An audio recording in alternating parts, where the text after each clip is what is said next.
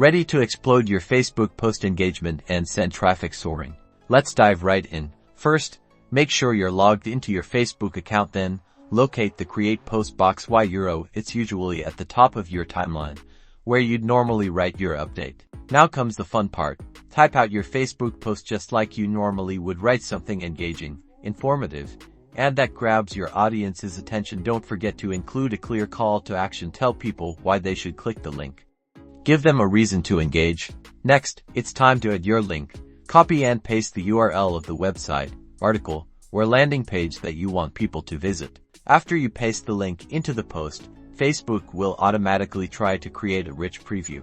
Soon after, you will see a rich preview of the link. Facebook extracts information from the web page to display an image, title, and description. If you don't like the image the Facebook algorithm chose, or you wish to change the title and description, simply click the individual element to change it. Edit these details to make your post even more appealing.